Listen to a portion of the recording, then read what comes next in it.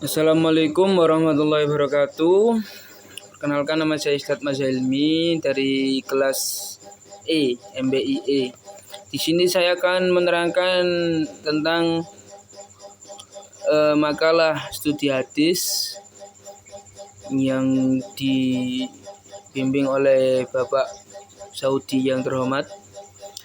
Di sini saya akan menerangkan tentang kelompok 10, yakni penjelasan tentang penelitian dan takhrij hadis. Pengertian penelitian hadis. Secara bahasa, penelitian hadis dikenal dengan naqd al-hadis. Kata naqd sendiri berarti penelitian atau analisis, pengecekan, dan pembedaan. Berdasarkan keempat makna ini, penelitian hadis berarti penyelidikan tentang kualitas hadis, analisis terhadap sanad dan matanya, pengecekan hadis ke dalam sumber-sumber, serta membedakan antara hadis autentik dan yang tidak. Dalam Al-Quran dan hadis sendiri tidak ditemukan kata al-naqd yang digunakan dalam arti penelitian atau kritik. Namun, ini tidak berarti bahwa konsep kritik dan penelitian tidak dikenal dalam Al-Quran, sebab pada kenyataan Al-Quran menggunakan kata yamiz atau bentuk mudhari dari kata maza. Untuk maksud ini yang berarti memisahkan dan membedakan sesuatu dari sesuatu yang lain. Tujuan penelitian hadis, tujuan penelitian hadis. Kenapa kok hadis diteliti gitu kan? Tujuan penelitian hadis adalah untuk menguji dan menganalisis secara kritis apakah secara historis hadis dapat dibuktikan kebenarannya berasal dari Nabi atau tidak. Yang maudhu tadi palsu. Dengan kata lain, tujuan utama penelitian hadis adalah untuk menilai apakah secara historis sesuatu yang dikatakan sebagai hadis benar-benar dapat dipertanggungjawabkan kesahihannya berasal dari Nabi ataukah tidak, atau karangan karangan hadis. Hal ini menurut Muhammad Jaudi Ismail sangat penting mengingat kedudukan kualitas hadis erat sekali kaitannya dengan dapat atau tidak dapatnya sesuatu hadis dijadikan hujjah agama. Oke, selanjutnya pengertian takhrij hadis dan kegunaannya. Takhrij secara bahasa adalah terhimpunnya dua perkara yang berlawanan dalam satu masalah.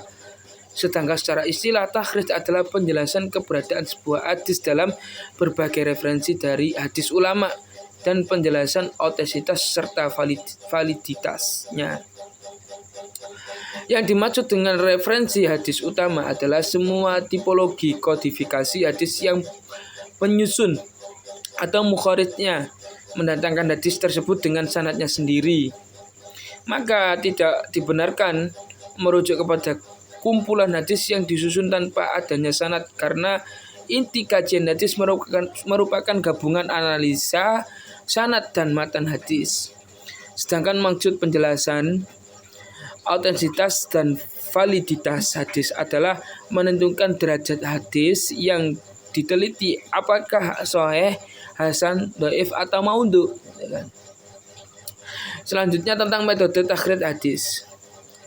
Ini dibagi menjadi 5.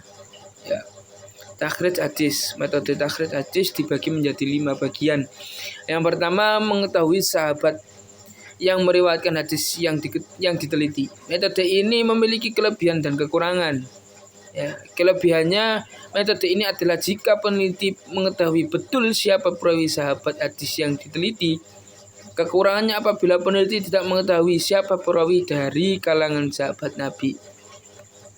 Yang kedua yaitu mengetahui lafal pertama dari matan atau mutlak hadis.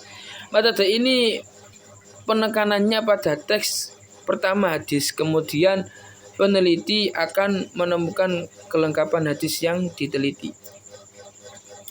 Selanjutnya nomor 3, mengetahui beberapa lafal dalam penggunaan jarang digunakan. Metode menekankan pada pencarian beberapa lafal yang jarang dipergunakan.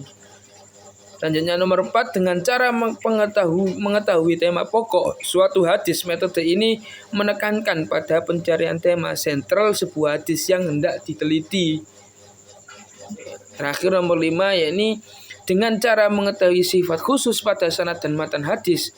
Metode ini menekankan pada pencarian hadis dengan melihat sifat khusus yang ada pada aspek sanad atau aspek matan. Langkah-langkah takhrij hadis ya. Ini langkah-langkah takhrij hadis ini dibagi menjadi 4 bagian. Yang pertama, melacak keberadaan hadis yang diteliti dari berbagai referensi utama. Data base dihimpun dari berbagai referensi hadis utama, baik dari sisi sanad maupun sisi matanya. Yang kedua, mencari syawahid dan tawabi hadis. Biasanya dapat dicermati dari beberapa kata kunci hadis yang diteliti, kemudian dipergunakan referensi al-ma'ajim. Yang ketiga, membuat skema sanad hadis, baik hadis pokok yang diteliti maupun hadis-hadis syawahidnya ya. Terus selanjutnya yaitu nomor 4, memaparkan aspek syawahid dan tawabi yang dapat dicermati dari skema sanad hadis tersebut. Kesimpulan dari penelitian dan takhrij hadis, yaitu kesimpulannya penelitian hadis naqd al-qadid adalah upaya menilai keaslian hadis melalui analisis sanad dan matan. Untuk apa? Untuk memastikan apakah hadis ini benar-benar berasal dari Nabi atau karangan-karangan hadis-hadisnya seperti hadis maudhu kan. Tujuannya agar hadis yang digunakan sebagai hujjah dapat dipertanggungjawabkan, tidak menyimpang, tidak tersesat umat Islam. Sedangkan takhrij al-hadits adalah penelusuran sumber hadis dalam kitab-kitab utama serta penentuan derajatnya sahih, hasan, dhaif atau maudhu. Keduanya berfungsi menjaga kemurnian ajaran Islam. Sekian penjelasan dari kelompok 10 makalah kelompok 10 tentang penelitian dan takhrij hadis. Terima kasih.